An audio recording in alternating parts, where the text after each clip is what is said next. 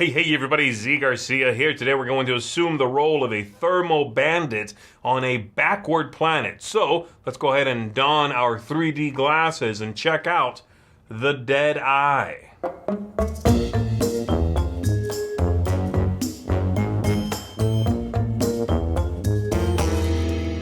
The Dead Eye here is a solitaire card game, an adventure card game as they call it. And in it, you are going to be traversing the surface of this strange planet, the Dead Eye, that you have landed on. And it's sort of a Mad Maxian universe, okay? There's going to be roving gangs on motorcycles, and there's going to be robots, and there's going to be creatures that are, robotic creatures and cataclysms and that sort of thing going on, trying to keep you from achieving what you're trying to achieve, which is complete a run, get somewhere. Along the way, you'll also encounter these things, and if you defeat them, then you can take parts of those things and use them as tools that you can then exhaust, turn that card sideways, and it'll give you some sort of bonus. So it feels like a push your luck game in many ways, and I should probably just show you what this game looks like and kind of how it plays. Plus, it's 3D. The cards have 3D artwork on them if you're wearing these. I don't think it's going to work on this video, but it's cool. It works. Check this out. The objective of the game is to complete a run, or several runs to complete the entire adventure. And this is going to be tracked right over here on the SAD map. These cards here are the ones you are trying to go through. And if you go through enough of them, about 3 of them, then you complete that run. At that point, you can keep playing the game, or you can save it up to there, and then begin the next game you play from that point. So, 3 cards deep into this deck, just begin from right there with a couple of minor changes, okay?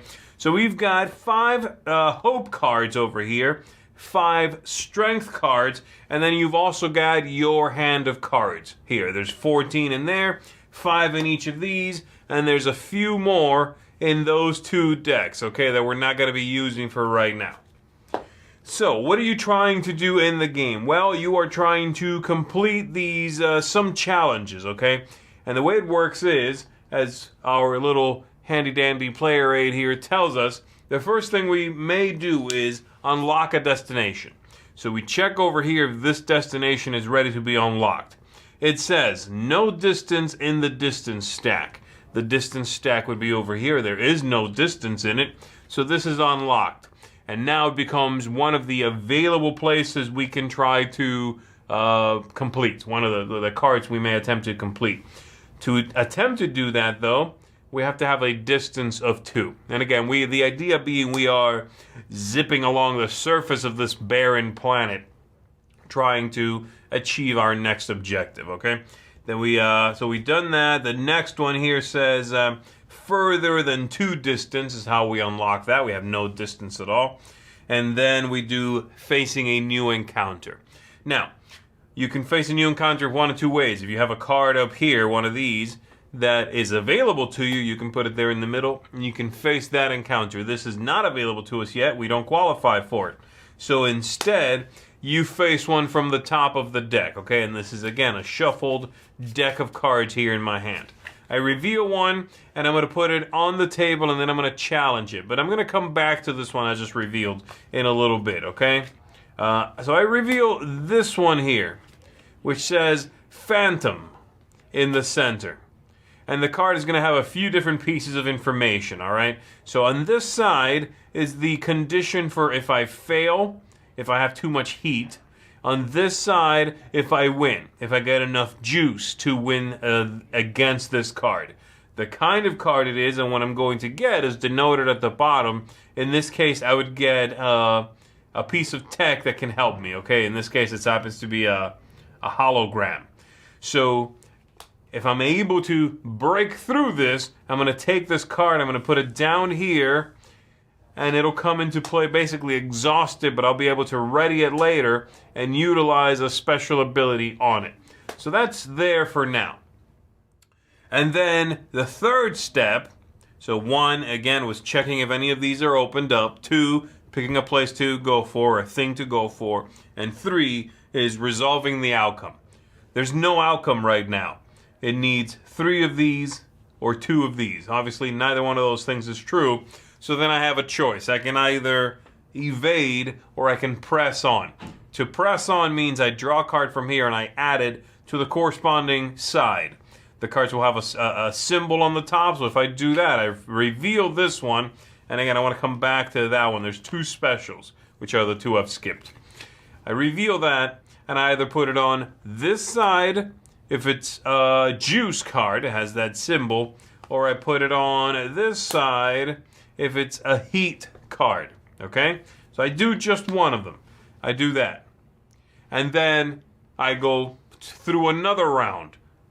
I'm still facing something. Nothing new is able to be unlocked over here. There's no outcome yet. I can do it again, okay? Or the other option being, instead of pressing on, which is what I just did by revealing this card, I could evade. Evade means I'm giving up on this. I'm going to put it in the location where it would go, matching the symbol where it would go, and I'll just try for another thing, either one of these or something else from my hand. But I'm not going to do that. I'm going to go ahead and press on. I reveal this one, it goes over here. Go through that cycle again, still no outcome, I'm going to press on. I reveal this one, it goes over here. This is bad. I'm now 1 heat away from losing this, but I'm also 1 juice away from winning it. I reveal the next one, it's juice. There we go. And now I have an outcome. The outcome, it tells me here, is from the top to the bottom, I have to lose juice, which is this one. I put it here in the discard. I lose the other one as well. And then this becomes a tool, okay? I put that there.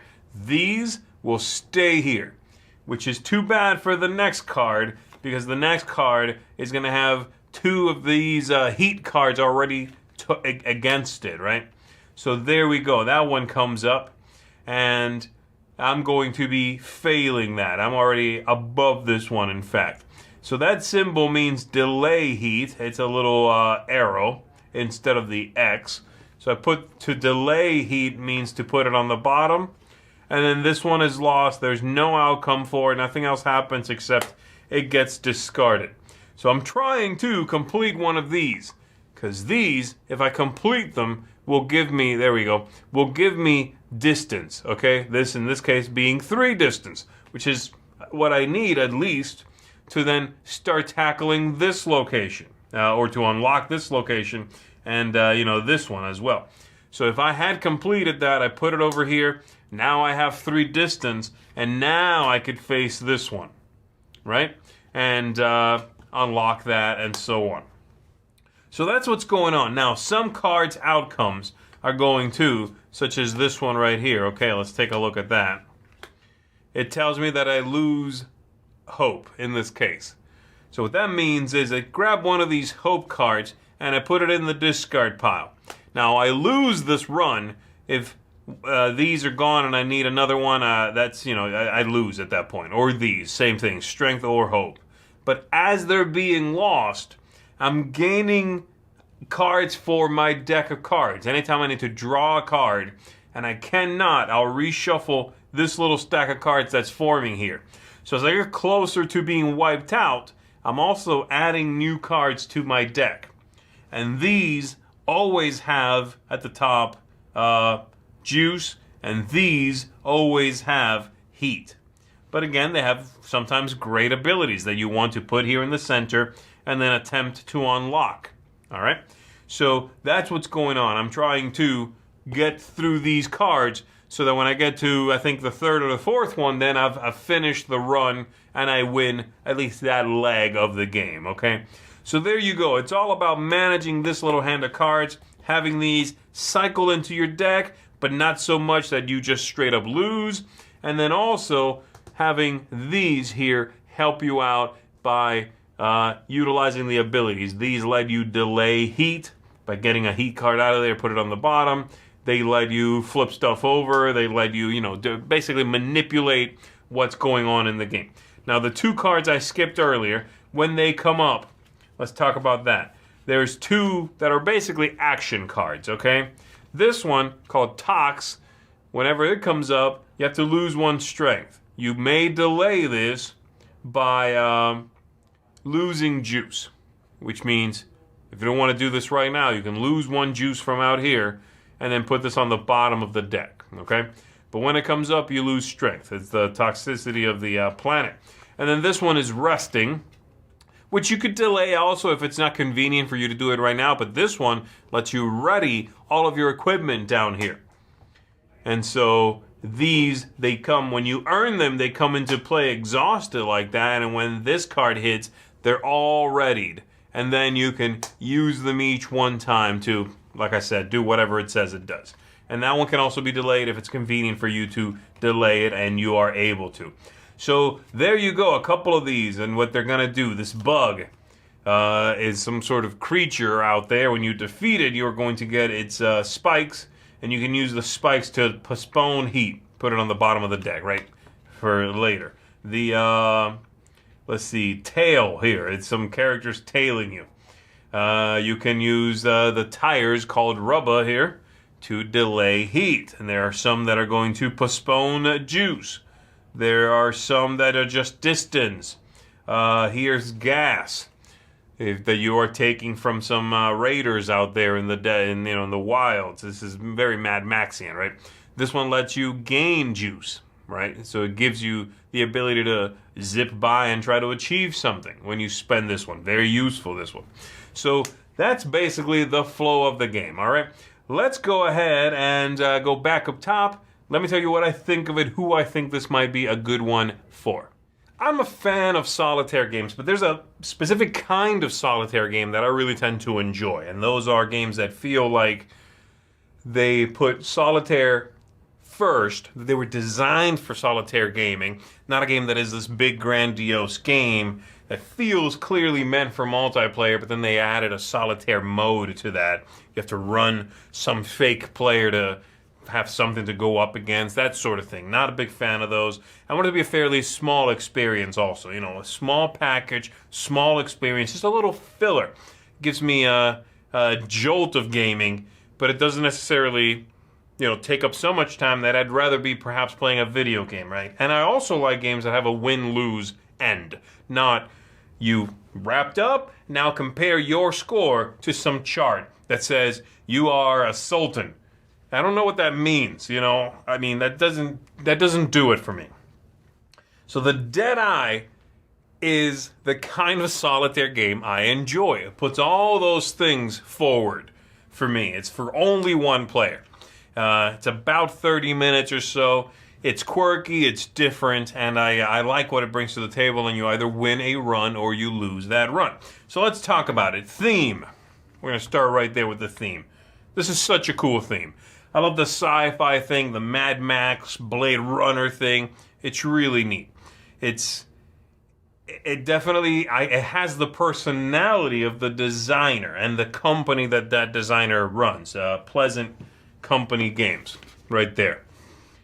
Because their other games have a similar sense of humor. They have a similar charm, similar ideas, sensibilities. I think that's neat. When I can see a game now, and I think to myself, that's a game from Pleasant Company Games.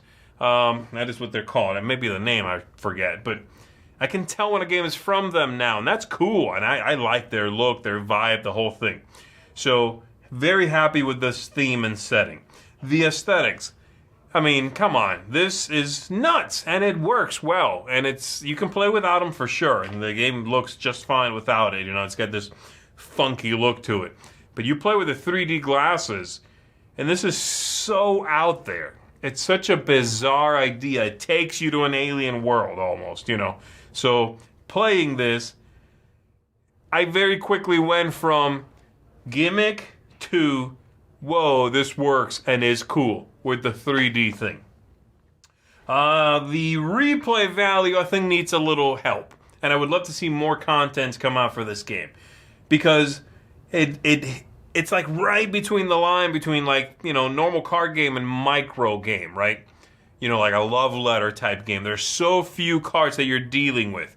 And I know that it lends itself to allow you to count cards and sort of guess at what's coming up, to play the odds. And I think if you are someone who likes that, by the way, you're going to like this game.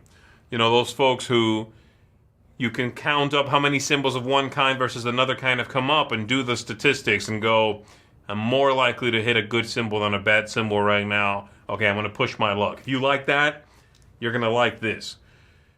But then also there's not a lot of replayability because there's just not that many cards, right? So I would have loved to have seen maybe a different couple of modules in there, just a little more content. The game arc is good.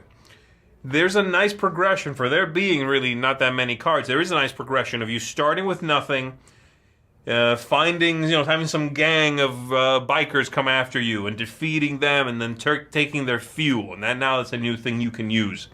And then seeing something in the distance and trying to get there. Maybe you fail. Okay, you failed that. So all these encounters you're having, all these things that are happening, if you invest a little bit into reading into the theme, what the card says, the illustrations, you're going to get some nice theme, and you're going to get some nice game arc out of it, a little developing storyline, and of course you develop. You get better at stuff. So I like that. Ease of play. I had some issues with this rulebook. I thought the rulebook could have been a little bit stronger, could have had a... The main thing I had a problem with was the special abilities, those tools or whatever they're called, that you get to trigger. It's just a little unclear when I get to do stuff. The breakdown they have is a little loosey-goosey maybe, and I would have... It's a quirky enough game, just the game style, gameplay, that I would have liked to have seen perhaps a stronger explanation of what I'm supposed to be. It kind of took me a while to figure out, what am I doing? This is so weird. Now, once you get it, yes, it'll become, of course, easier, and you'll sort of understand that they had a hard time explaining it because the game is sort of bizarre. But I still think the rulebook could have been a little bit stronger, okay? And it's just kind of a strange game to play. And then lastly, tactics, luck, strategy. Once you do understand how to play, I think there is a lot to think about. And there is some nice strategy. This idea of when you give up on a card voluntarily, instead of pressing on, you can give up on something and go, I'm not going to pursue this. I'm going to bank this as juice. And continue to try with a different card from the top of the deck, And once you've burned a few of the strength and the hope cards, then they cycle into your deck. It's got this great idea of the closer you get to dying, because you need a missing hope card or a missing strength card, the stronger your deck is normally.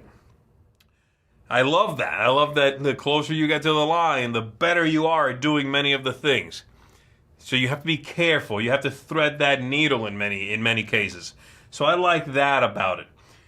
Now, the whole runs, and there's this whole thing where you're supposed to save the game state, and then you do a second run, and then you save that, and you do a third run, and you try to win that.